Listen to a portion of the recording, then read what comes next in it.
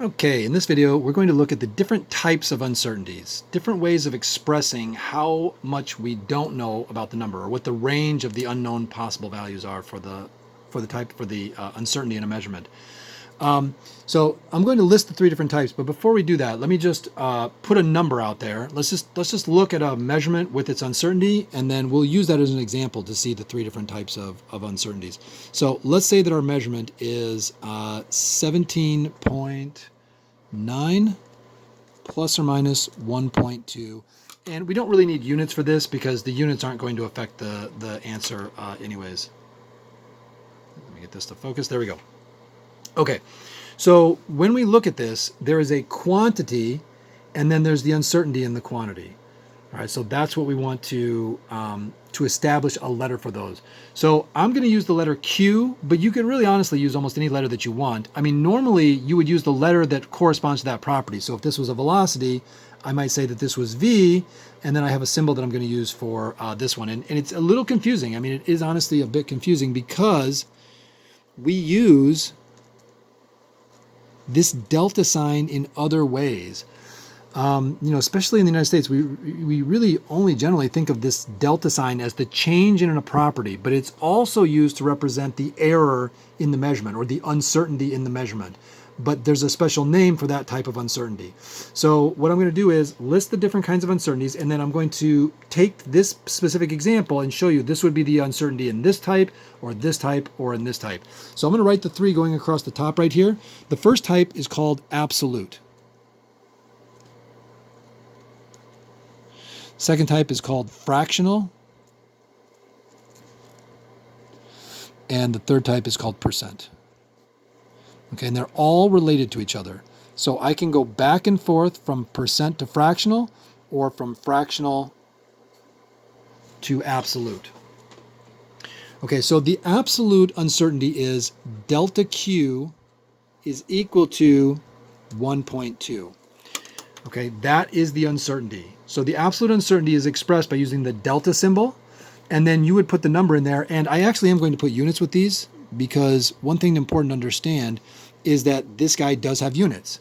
So the absolute uncertainty is a measurement of the same property that we're talking about with the same units in it, but expresses the range of possible measurements that we got from our investigation.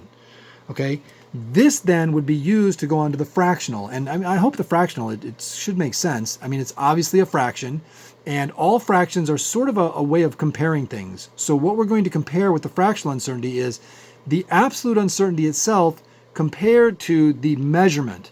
Because as we've said, 1.2, you can't tell me that's a big or small number. It's not big or small by itself. It depends on how it compares to the original measurement. If this was, let's say, 1 plus or minus 1.2, that's terrible. That's a horrible measurement. That's 100% uncertainty. But if, on the other hand, this was 5 million plus or minus 1.2, well then yes, then 1.2 is small, but it's only small because it's small relative to this number. Now 1.2 compared to 17.9 is still fairly small.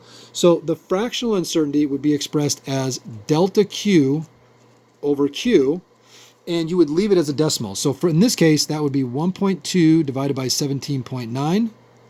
And let me find my calculator. There it is. 1.2 divided by 17.9. And that says 0.67. 0.067.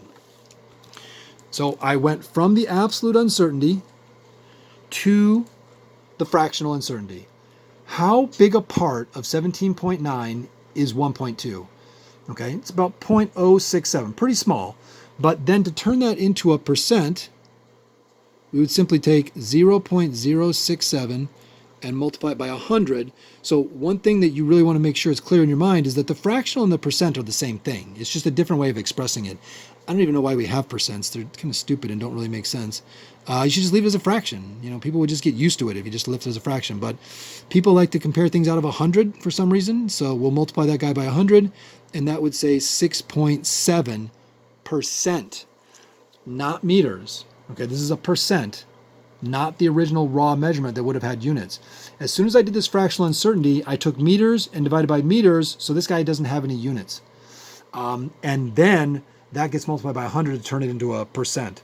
So this is, generally speaking, it can be expressed either way. I see it both ways, probably more as a percent than as a fractional uncertainty, but essentially these two are the same things. They're essentially synonymous. They're just like a different way of saying the same thing. But they are both very different from the absolute uncertainty, which is measured in the original units of whatever the property was. And is that's the starting point, of course. The starting point is this uncertainty, and then you work your way through these guys. And that's it. So absolute uncertainty, fractional uncertainty, and percent uncertainty, the three types of uncertainties.